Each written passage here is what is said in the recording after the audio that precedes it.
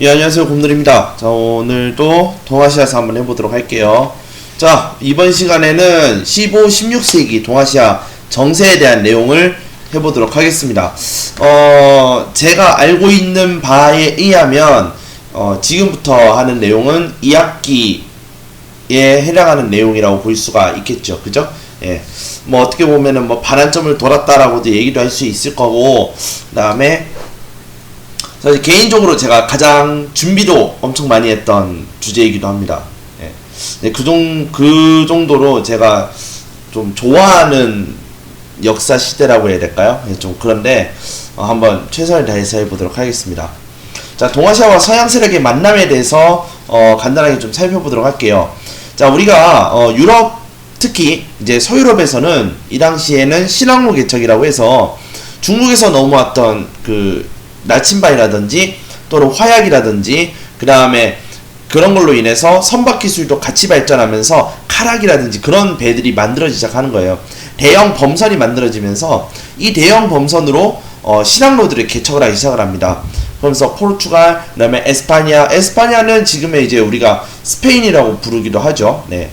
이 포르투갈과 스페인이 이 신항로 개척으로 동아시아를 이제 진출하기 시작을 하는데요. 이 포르투갈과 에스파냐가 찾고자 하는 것은 오로지 하나였습니다. 바로 인도를 찾는 것이었어요. 미지의 땅 인도를 찾는데 인도로 가는 가장 짧은 항로를 찾아서 이 동양에 있는 그러한 그 진귀한 물건들을 서유럽이라 팔면 또는 유럽에다가 팔면 어마어마한 부를 쌓을 수 있었고, 그것이 곧 국력이라고 생각을 했기 때문에 포르투갈과 에스파냐는 적극적으로 이 인도 항로를 찾아다니기 시작을 했죠. 자, 포르투갈은 그래서 바스코 다가마의 인도 항로를 개척을 시작으로 해서 에스파냐의 마젤란이 세계 일주를 하는 그런 여러가지 업적들을 많이 만들어냈는데요. 이런 마젤란의 세계 일주를 통해서 필리핀에 도착하게 되었습니다. 그런데 아쉽게도 에스파냐의 마젤란은 이 필리핀에서 사람들에 의해 죽게 되죠. 그러면서 지금도 알려져 있는 바로는 필리핀의 세부라는 섬에 보시면 마젤란 크로스라고 해서 마젤란의 십자가가 지금도 남아있다고 합니다.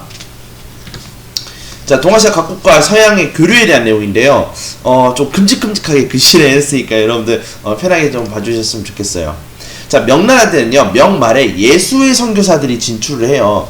근데 이 예수의 선교사들이 처음에 지금 우리나라에 들어와 있는 가톨릭교 같은 경우에는 제사가 가능하고요, 술 담배가 가능해요.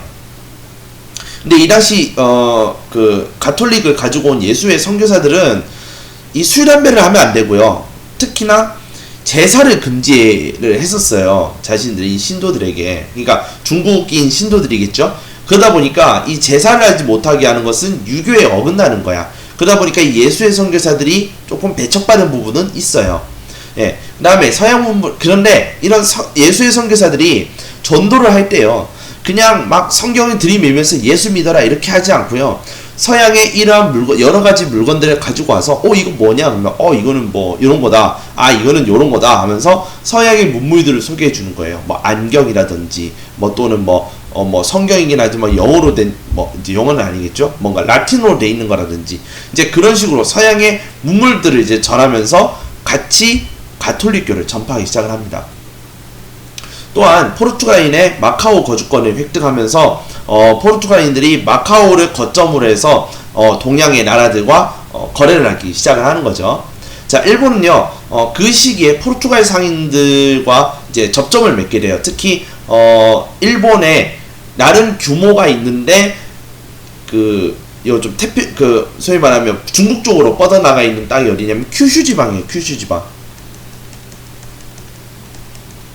그래서 오히려 혼슈보다는 큐슈 지방 쪽에 그런 외국 세력들이라고 하죠. 예, 이제 외세들과 자주 많이 맞닥뜨리게 되는데, 이 포르투갈 상인들이 이 큐슈 지방으로 넘어오면서 이걸 조총이라는 거를 갖다 주게 돼요. 이 조총이라고 한다는 거는 이 다른 말로 얘기하면 화승총이 되겠죠. 불을 붙여서 심지를 땡긴 다음에 그걸로 이제 발사하는 것이 화승총인데 조총이고, 이게 1543년에 들어와요. 이게 사실 16세기가 되는 거죠.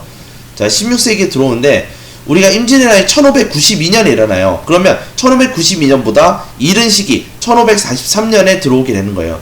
이 시기에는 여러분들이 사실상 보면 아시겠지만은 이미 전국시대가 시작되던 시기라고 볼 수가 있겠죠. 전국시대가 약 100년 정도 된다고 했으니까. 그래서 이 세고쿠지라이가 한창 시작이 될 무렵에 포르투갈 상인들이 이제 소위 흑선 이런 것들 타고 왔다 그런 말이 있는데 게임에서도 나오는 부분이긴 합니다.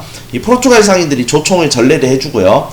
이것이 1543년에 들어오면서 생고쿠지라이, 즉 생고쿠 시대의 세력 판도에 변화를 가지고 오게 돼요. 자, 이전에 이 생고쿠 시대에는요, 창이라든지 급하면 칼도 쓰기도 하고, 그 다음에 이제 활을 썼는데요. 이제 활을 우리는 유미라고 그러는데, 일본어로.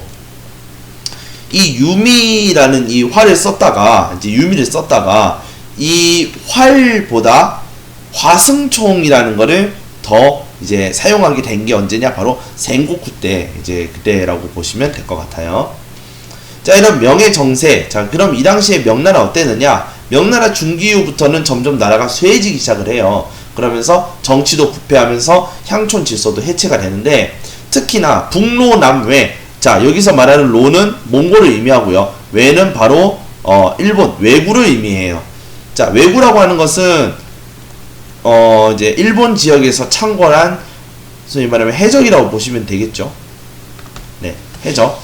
자, 그러니까 이 몽골 같은 경우에는 그 원나라 이후에 그 명나라에 의해서 쫓겨나고 나서 이 몽골 지방에서 다시 이제 세력을 키우기 시작했는데, 그 당시엔 오이라트부라는 것이 있었고, 그 다음에 이 오이라트부가 쇠퇴하면서 타타르부가 또 생겨나게 돼요. 그래서 소위 말하는 그냥 몽골의 하나의 왕조라고 해야 될까, 그 정도로 우리가 인식을 할 수 있을 것 같은데, 아무튼 북쪽에 있는 몽골이 쳐들어오고, 그 다음에 남쪽에 있는 왜구들이 열심히 명나라를 털어먹기 시작을 하는 거죠. 이 양쪽 전선이 두 개 다 이제 있기 때문에 명나라 같은 경우에는 이런 군사로서 이 군사비가 굉장히 많이 소비가 되었던 것이죠. 자, 이런 그 명나라의 이러한 그 어려운 시기를 장거정이라는 사람에 의해서 이겨내고자 했는데, 이 장거정이 무엇을 했느냐면 먼저 몽골과 싸움을 중단을 합니다. 그러면서 이 북쪽에 투입했던 군사비를 절감을 시키는 그런 효과를 가지고 오고요. 그 다음에 적극적인 개혁을 추진하면서 탈세를 못하게 하고, 그 다음에 균등하게 세금을 부과하는 등 이제 재정을 늘리고자 했던 것이죠. 그러기 위해서는 무엇을 해야 되냐? 토지조사를 해야 되고, 그 다음에 세금 제도를 바꿀 필요가 있었는데, 1조 편법이라고 해서 이제 몇 가지의 세금을 하나로 내도록 하고, 특히 무엇을 냈냐? 은으로 납부해라. 이게 되게 중요한 거예요. 은으로 납부하는 제도인 1조 편법을 시행을 해요. 예, 그러면서 관료기강도 수립하면서 국가재정도 이제 돌려놓는데 나름 성공을 거두게 됩니다. 그렇지만 이 장거정이라는 사람이 죽고 나서부터는 관료와 신사층들이 이런 세금 부과라든지 그러한 이제 내용들에 대한 이제 하나하나씩 그런 부작용이 일어나게 되는데요. 그러면서 환관 세력들이 권세나 세력을 제멋대로 부리면서 함부로 날뛰기 시작을 하고, 그러면서 농민들의 반란이 일어나게 되는 것이죠. 소위 말하면 왕안석과 같은 느낌이라고 보시면 돼요. 왕안석의 개혁이나 이런 것을 통해서 나라가 좀 어느 정도 좀 서는 것 같더니, 결국에는 반대파라든지 또는 그 개혁을 실시하고 있었던 사람이 죽었다라든지 이로 인해서 부작용들이 생겨나기 시작하는 거야. 그러면서 나라가 점점 더 쇠퇴해 가기 시작을 하는 것이죠. 자, 그런 와중에 조선은 어땠느냐라고 보시면은, 우리 이 당시에 조선은 바로 훈과 사림이 대립하던 시절이었습니다. 즉 사림에 대한 내용이 되는 것이죠. 자, 참고로 사림은요, 언제부터 들어오기 시작했냐면 성종이 김종직이라는 사람을 들이고 나서부터 이 사림들이 진출하기 시작을 했는데요. 이 성종부터 해서 쭉 지나가면서 기존에 있었던, 그러니까 기존의 중앙정치를 독점하고 있었던 훈구 세력들과 대립을 하면서 사림들은 자기 자리를 점점 하나씩 빼들어오게 되는 것이죠. 자, 훈구는요 15세기 잦은정변 발생이라고 되어 있는데, 사실 제가 아무리 찾아봐도 잦은정변이라고 얘기는 할 수는 없을 것 같아. 특히 이 자진야만 사실 빼도 상관은 없거든요. 그런데 정변이라 할 것 같으면 하나는 있어요. 그게 무엇이냐? 계유정란이에요. 그리고 꼭 15세기까지는 아니지만 그 뒤에 또 하나 무엇이 있느냐면 바로 중종반정이 있어요. 이 두 가지로만 하면은 사실 이 말은 맞습니다. 정변 발생으로 인한 공신이 증가를 해요. 첫 번째, 계유정란이라는 것은 여러분들 아시다시피 이제 세조가 이제 등장하는 거죠. 세조를 왕으로 올리기 위해서 단종을 그러니까 단종을 상황으로 물려버리고 세조를 그 자리에 왕으로 앉히는 이제 그러한 쿠데타를 우리는 계유년에 일어난 쿠데타다 해서 계유정란이라고 그래요. 이때 세조의 편에 들어서 세조를 왕으로 만들어줬던 공신들이 전부 훈구 세력이 되면서 일종의 정난 공신들로 활약을 하게 되는 것이고요. 그 다음 이후에 등장하는 중종반정, 즉 무엇이냐면 연산군이 너무나도 폭정을 하다 보니까 이 훈구 세력들이 힘을 합쳐서 뭐 하느냐면 연산군을 내쫓아버리고 그 자리에 중종을 세우는, 소위 말하면 신하들이 그런 이제 소위 말하면 뭔가 명분을 만들어서 그 명분을 통해서 왕을 교체한 사건, 이걸 우리 반정이라고 그러는데, 중종을 올리고 연산군을 내렸던 그 세력들이 누구냐면 역시 공신 출신의 훈구들이에요. 그러다 보니까 이럴 때 훈구들이 어마어마하게 증가를 하는 겁니다. 또한 그런 훈구들은 왕을 올렸고 자신들이 왕을 만들었기 때문에 그 왕은 이 사람들을 버릴 수가 없는 거야. 그래서 이들은 일종의 하나의 집권 세력으로 형성을 하면서 농민들의 땅을 빼앗기 시작을 하는 것이죠. 즉 토지 겸병을 했다. 그래서 대토지를 가지고 있고 어마어마한 특권, 정치적인 특권도 갖고 있으며 그 정치적인 특권을 가지고 중앙정치로도 진출할 수 있었던 것이죠. 자, 이렇게 지배층으로서 차곡차곡 자신들의 세력을 이제 불리고 있었던 훈구를 누가 견제하기 시작하느냐? 사림이 견제하기 시작을 하는 거야. 1500년쯤 됐을 때에 이 사림들이 진출하면서 훈구를 비판하기 시작을 해요. 특히 이 사림은요, 훈구를 편안하게 비판하기 위해서는 어디에 진출해야 했느냐? 바로 조선 3사에 들어와 있어야 돼. 조선 3사는요, 사헌부, 사간원, 그 다음에 홍문관, 이렇게 세 곳이 있는데, 홍문관과 사간원과 사헌부 셋 다 무엇이냐? 기본적으로 왕의 또는 신하들의 잘못을 비판하고요, 비리를 감찰하며 그 다음에 왕에게 정치적인 조언을 하는 그러한 그런 기관들을 우리는 3사라고 이야기를 해요.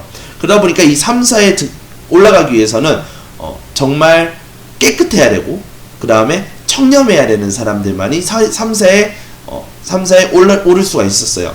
그러니까 사실상 3사에서 일했던 사람들은 그 다음에 나이가 좀 차고 조금만 경력을 쌓으면 바로 무엇이 되냐면 정승이 되는 거야. 이렇게 3사의 인물들이 사림으로 채워지면서 사림들은 누구를 견제하느냐? 훈구들을 견제하기 시작을 하고, 이 훈구들은 그러한 사림들의 공격에 갈등이 심화가 되는 것이죠. 즉 그러다 보니까 훈구들이 자신의 세력 유지를 위해서 사림들을 뭐 해야 되느냐? 처단을 해야 할 필요가 생기는 것이죠. 그것이 무엇이냐면 사화예요. 자, 사화는 훈구와의 대립에서 정치적인 타격을 입고 그의 입지가 약화된 사건들을 우리는 사화라고 그러는데, 그 사화가 무려 4차례나 벌어져요. 우리 한국사 교과서에만 해도 4차례가 나오는데, 무오, 갑자, 그 다음에 뭐죠? 기묘죠? 기묘, 을사, 이 4가지의 사화가 터지는데, 무오, 갑자만 이 2가지만 해도 연산군 때 터지고요, 기묘는 중종이 터뜨리고요, 죄송합니다, 을사는 명종 때 터져요. 이런 3차례 사회에도 불구하고 향촌사회에서 이 서원과 향약을 중심으로 꾸준히 이 사림들이 배출이 되어서 이 사림들이 과거를 통해 계속 진출하는 거예요. 무슨 말이냐면 이게 씨가 마르지 않고 계속해서 사림들이 나와서 중앙정치에 진출하다 보니까 결국은 이 수에 밀려나는 것은 누구냐면 훈구가 밀려나게 되는 거야. 결국 이러한 훈구와 사림 간의 싸움은 누가 승리하느냐면 사림이 승리를 하면서 16세기 후반 정계를 장악을 하게 되죠. 중앙정치를 장악을 하고 그들이 정계를 주도하기 시작을 하는 것입니다. 그런데 이렇게 기존의 훈구들이 했던 것, 그 다음에 명종 때 즉 을사사를 일으켰던 이 외척들이 더 이상 국가의 정치에 참여하지 못하도록 뭐 해야 되느냐면 견제할 필요가 생겼고, 그 다음에 이들을 배척을 해야 되는데, 온건하게 배척을 하자라고 생각하는 사림들과 그 다음에 강경하게 배척하자고 얘기했던 사림들, 이 둘이 분열을 하게 돼요. 그래서 이 둘이 분열을 하는 것을 우리 뭐라 하냐면 붕당이라고 얘기를 하고, 동인과 서인으로 붕당을 하게 되는 것이죠.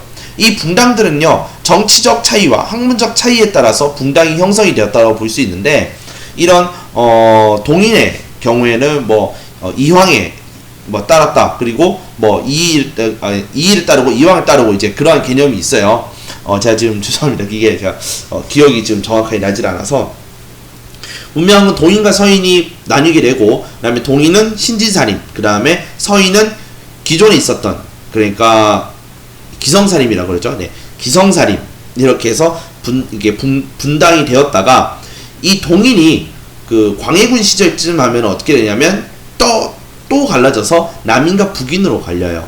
예. 그 다음에 서인은 훗날 쭉 넘어가서 예송 이후에 환국을 거치면서 노론과 소론으로 나뉘게 되고, 아무튼 그런 식으로 진행이 됩니다. 자, 그다음 살인집권 이후의 상황이에요. 붕당 간 대립이 격화되면서 토지견병, 결국 이들도 정치 권력을 장악을 하면서 토지견병이라는 걸 하게 되고, 또한 박납이라는 것이 폐단이 일어났는데, 이 박납이라고 하는 것은 뭐냐면 대신 세금 내주는 거예요. 무슨 말이냐, 이 박납이라는 것을 우리가 이해하려면 사실 공납을 좀 이해를 해야 돼요. 제가 만약에 이제 울산 사람인데, 저는 진짜 실제로 울산 사람인데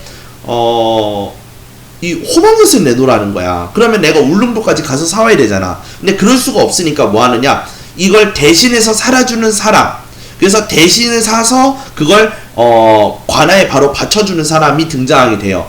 이게 박납을, 이게 뭐냐면 이게 박납이에요. 사실 대신 내주는 거예요. 내 대신 세금을. 그러니까 나는 뭘 주면 돼? 그 사람에게 돈을 주면은 그 사람은 그 돈에 맞춰서 물건을 사다가 이제 주는 거지. 그런데 공짜로 이걸 사줄 이유는 없잖아. 그죠? 그러니까 수수료를 물겠지. 그죠? 그러면 여기서 어떤 폐단이 생기느냐, 관아의 어떤 그 수령하고 이 박납을 담당하는 상인하고 서로 정경유착을 해요. 그러면은 이 사또는 박납을 할 때는 반드시 어딜 써라? 나랑 정경유착한 이 업체를 써라, 이렇게 하겠죠. 그럼 이 업체는 어떻게 하겠어요?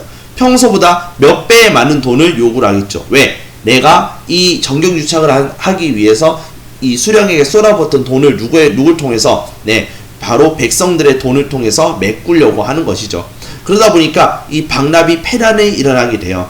어마어마한 돈 2배, 3배, 4배를 줘서 겨우 물건 하나 이제 바치게 되는 거죠. 그러한 폐단. 그 다음에 방군수포제라는 것이 무엇이냐면은, 내가 군대를 가기 싫으면은 세금을 내면 돼. 그 세금의 이름이 무엇이냐? 바로 군포예요. 그래서 1년에 면포 2필을 내면 내가 이제 다음 세금을 낼 때까지는 내가 이제 군대를 안 가게 되는 것이죠.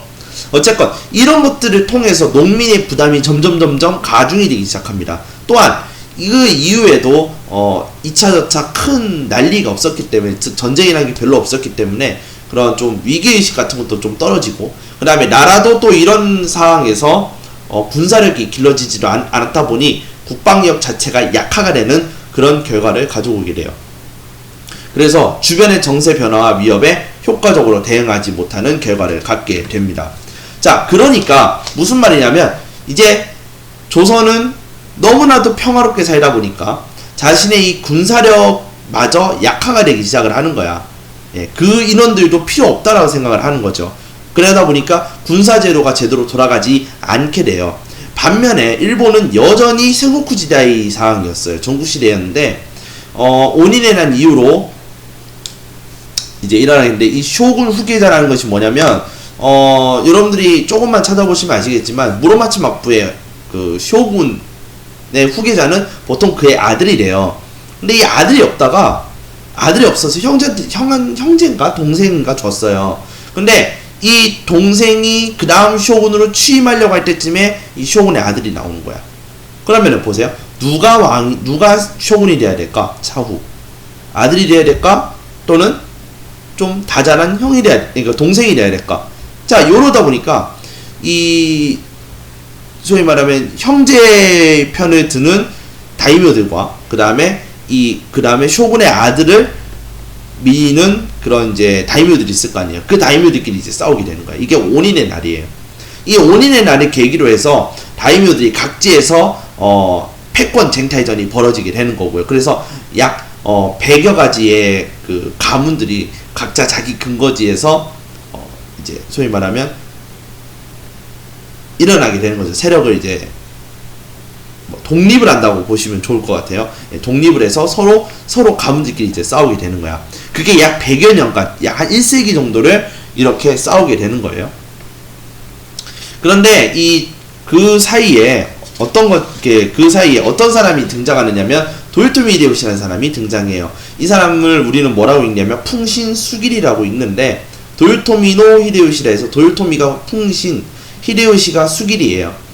그래서 이 풍신이라는 성은 누구한테 받냐면 이제 천황한테 받는 거지. 너는 이제 풍신씨야, 이렇게. 자, 그래서 이 도요토미 히데요시는요, 자신의 원래 주인이었죠. 오다 노부나가의 뒤를 이어서 집권을 하고 일본 열도를 1590년에 통일을 해요. 이 오다 노부나가라는 사람은 자신의 부하였던 아케치 미치히데라는 사람에 의해서 혼노지 변에 의해 살해가 됐죠. 그러다 보니까 이 어마어마한 카리스마의 소유자였던 오다 노부나가의 뒤를 이어야 되는 사람이 누구이냐 가지고 그 후계자 계승 문제를 가지고 좀 그 가문 안에서 조금 갈등이 있었는데, 그 갈등을 마무리 지은 사람이 누구냐면 바로 도요토미 히데요시가 되겠습니다. 자, 도요토미 히데요시가 통일을 하고 나서 무엇을 하느냐, 전국적으로 토지 조사를 해요. 그래서 혹시 너네 숨겨놓은 땅 없는지 조사를 하고요. 그 다음에 어느 정도의 부가 있는지를 정확하게 파악을 해야 그 영지에 세금을 낼 거 아닙니까? 그죠?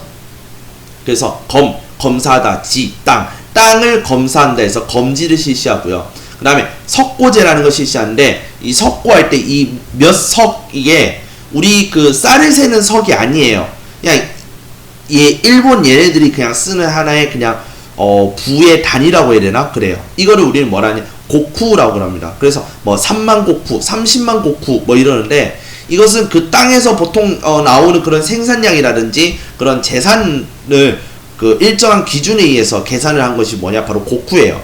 그래서 내가 3만 고쿠짜리 조그만 3만 고쿠짜리 뭐 영지를 받았다, 또는 5만 고쿠짜리 영지를 받았다, 뭐 이제 이렇게 얘기를 하는데, 이제 그것을 내가 마음만 먹고 키우기만 한다면 이 고쿠가 점점 늘어날 수 있는 거예요. 즉 소위 말하면 그 영지의 재산이 내가 경영을 어떻게 하느냐에 따라서, 그 다이묘가 경영을 어떻게 하느냐에 따라서 이 고쿠가 늘어날 수도 있었던 거야. 아시겠어요? 그렇지만 기본적으로 원래 고쿠가 많은 지역들도 있어요. 원래 부유한 지역. 예. 뭐 이제 그런 거면 또 상관은 없지만, 참고로 이제 우에스기 같은 그런 가문들은 나중에 좀 상황이 많이 안 좋아져서 되게 적은 고쿠, 이제 좀 많이 낮은 고쿠의 지역을 받았는데, 그 고쿠를 나름 이제 키웠다라고 해서 좀 유명한진 부분은 있긴 있어요. 뭐 그건 제가 다음에 시간이 나면 말씀을 드릴게요. 어쨌건 그 다음에 도량형을 통일을 하고, 그 다음에 무사라든지 또는 농민들이 가지고 있는 무기를 모두 몰수를 합니다. 이걸 도수령이라고 그래요. 그 다음 무사와 그 다음에 존인, 그냥 상인이라고 그러죠. 무사와 상공업자와 그 다음 농민의 신분 이동을 금지시켜요. 그래서 무사는 무사로, 그 다음에 존인은 존인, 그 다음에 농민은 농민, 이 신분을 그대로 유지하도록 그렇게 그 통치를 해요. 정리해서, 자, 다시 정리할게요. 세금을 걷어야 되기 때문에 토지 조사를 해야 돼. 그 다음에 이 고쿠제라고 해서 그 지역에 부가 얼마나 되는지를 체크를 해야 돼. 그러니까 세금이 거쳐야 되겠죠. 그죠? 그 다음 세금이 정확하게 거치기 위해서는 도량형 통일이 돼야 되고요. 그 다음에 자신의 반란군이 만들어지면 안 되니까 무기를 몰수를 내버려요. 그걸 무기몰수령, 즉 도수령이라고 그러고요. 그 다음에 무사와 상공업자와 농민의 신분 이동을 금지하면서 엄격하게 신분제도를 지키도록 하고, 그렇게 해서 질서를 유지하고자 이러한 통치를 하게 되는 것이죠. 또한 이렇게 무사, 상공업자, 농민의 신분 이동을 금지하다 보니까 싸울 애들은 끝까지 싸워줘야 돼요. 그래서 병사와 농민을 엄격하게 분리를 해버립니다. 아예. 그러니까 농민이 병사가 되는 것이 아니라 병사는 병사 또는 농민이면 농민, 이렇게 병농을 분리해서 운영하게 되는 것이죠. 그러다 보니까 무사와 상공업자와의 거주지인 조카마치라는 것과 그 다음에 농민의 거주지인 농촌이 명확하게 구분이 되기 시작을 하는 겁니다. 그래서 농민은 오로지 농사만 지을 수 있게, 그 다음에 무사는 열심히 싸울 수 있게, 그렇게 엄격하게 신분을 나눌 수 있는 그런 사회 질서를 확립을 한 사람이 누구냐면 도요토미 히데요시가 되겠습니다. 자, 이렇게 해서 우리가 일본에 대해서 제가 좀 많이 비중을 드리고 좀 설명을 하잖아요. 왜냐하면 다음에 우리가 배울 내용이 생고쿠 지다에 대한 내용, 그 다음에 임진왜란에 대한 내용, 뭐 이제 등등등 이렇게 나오는데, 이제 그걸 위해서 사실 우리가 일본에 대한 일본의 생고쿠 지다에 대한 이해가 약간은 필요할 것 같아요. 그래서 제가 조금 더 계속 정리해드리고 여러 가지로 말씀을 드리는 부분이 없지 않아 있는 것 같아요. 물론 제가 일본사를 좀 좋아하는 부분도 있지만, 사실 앞에서 다루어지는 중국사들에 비해서 일본의 생고쿠 지다에 대한 문제가 여러 번 나온 적이 있는 것 같아요. 그래서 그런 부분 때문에라도 제가 좀 설명을 잘 해드려야 되겠다라는 생각이 좀 들어서 이번에 시간을 좀 투자를 많이 하게 되었습니다. 자, 구독과 좋아요는 곰돌이에게 큰 힘이 됩니다. 지금까지 곰돌이였습니다.